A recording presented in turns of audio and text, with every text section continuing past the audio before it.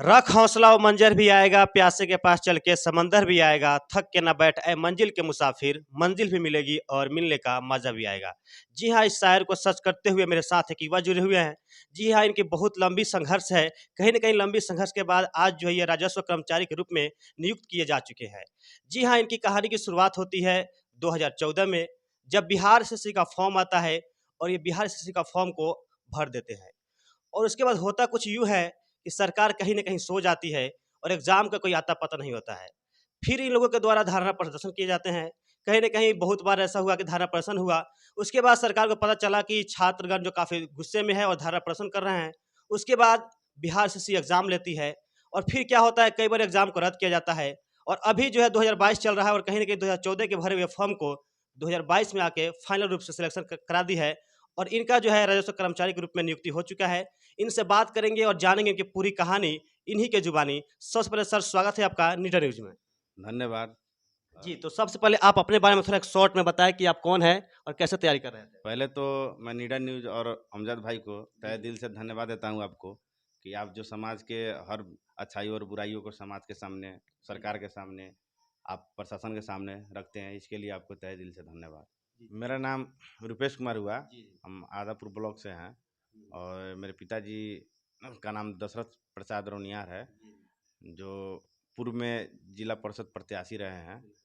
लेकिन वो राजनीतिक में थोड़ा पिछड़े हुए थे, लेकिन हम अपने कलम के बदौलत हमको सफलता मिली और राजस्व कर्मचारी की पद पर हम चयनित हुए हुए हैं। तो कहने का सर 8 साल की लंबी इंतज़ार कैसे आप झेल पाए इतना बड़ा?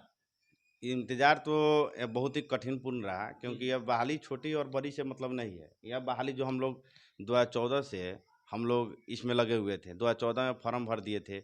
उसके बाद में 17 में एग्ज़ाम हुई, एग्ज़ाम जो है कैंसिल हो गया, पेपर लीक हो गया था। उसके बाद हम उसमें सचिव और चेयरमैन जेल में भी है।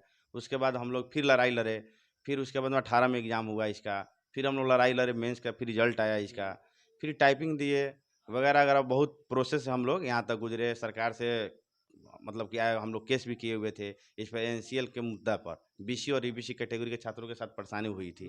फिर सरकार को मजबूरन झुकना पड़ा, फिर लड़कों लोगों का रिजल्ट आया, फिर हम लोगों का जो है सिलेक्शन हुआ।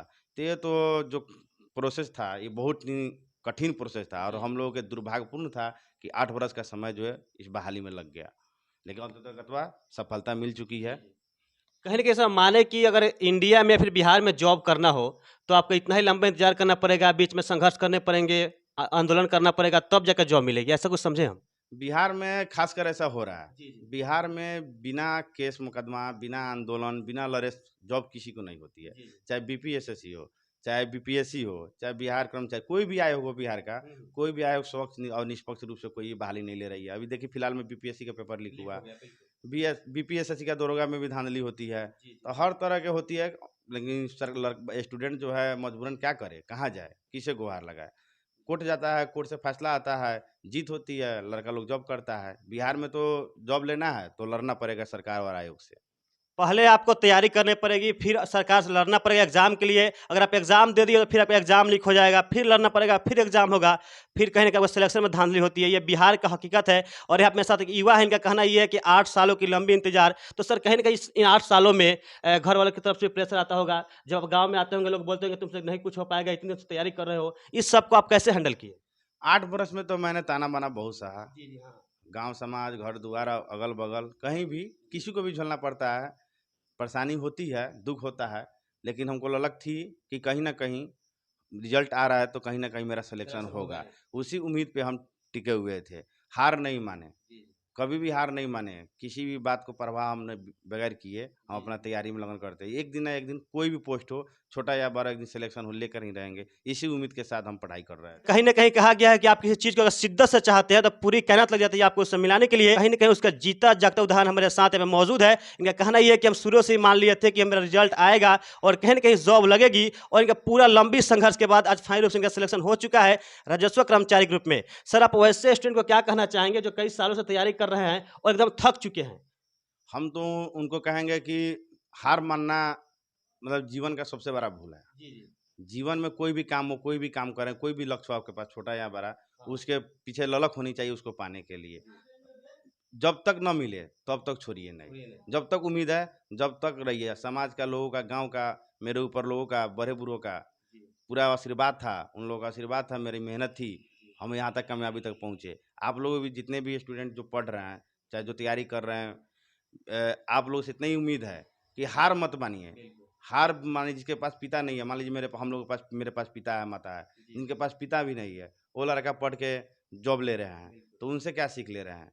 इसलिए कि कोई भी है लंगड़ा लुच्चा भी रहता है, जिसको मतलब घर परिवार में परिस्थिति भी नहीं रहती, खेत बाड़ी भी नहीं रहता, कुछ नहीं रहता है, फिर भी अपना ट्यूशन पढ़ा के या विषम परिस्थितियों में रह के कहीं ना कहीं वह सफलता प्राप्त कर लेता है। तो उससे बेटर है कि आप लोग तैयारी कीजिए, कोई दिक्कत नहीं है। जब तक ना हो तब तक छोड़िए मत। जब पढ़ाई में कर रहे हैं, जब पढ़ाई में आ गए हैं, तब तक नौकरी लेकर ही छोड़िए, जिस उद्देश्य से आप हैं।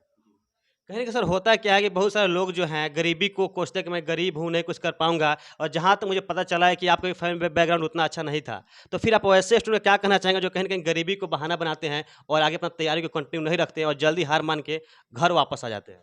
इसमें गरीबी की तो बात, अब जिस जिस जिस लायक उद्देश्य रहता है, और यूपीएससी बीपीएससी कीजिएगा, खेत बाड़ी है ये नहीं है, घर द्वार है ये नहीं है, तो उसमें तो वहाँ पर परिस्थितियाँ बनेगी आपको, लेकिन वहाँ पर कुछ विषम परिस्थितियों में भी लोग आगे कामयाब होते हैं। लेकिन यहाँ पर क्या है कि अगर आप मैट्रिक कर लेते हैं, इंटर भी कर लेते हैं, तो चाहिए कि आप अपने बदौलत पढ़ाई पढ़ा कर भी, कहीं भी रोजगार करके, कहीं भी 2-4-5 रुपये कमा कर आप वहाँ पढ़ सकते हैं। इसमें कोई दिक्कत नहीं है, इसमें कोई राय नहीं है कि हाँ मतलब इंसान नहीं पढ़ सकता है, चाहेगा तो पढ़ सकता है। सफलता भी मिली है और मिलते आगे भी मिलेगी और मिलते रहती है सफलता। इतिहास गवाह है कि अगर आप पूरे डेडिकेशन के साथ मेहनत करेंगे और लंबा संघर्ष करेंगे तो कहीं न कहीं आपको मंजिल ज़रूर मिलती है, पूरा हकीकत है। और उस हकीकत को यहाँ कर दिखाया है एक युवा ने। तो सर अगर एग्ज़ाम की बात करें तो अभी तक आपने कितने एग्ज़ाम दिया और कितने में रिज़ल्ट है, इसके बारे में थोड़ा बताइए दर्शकों को?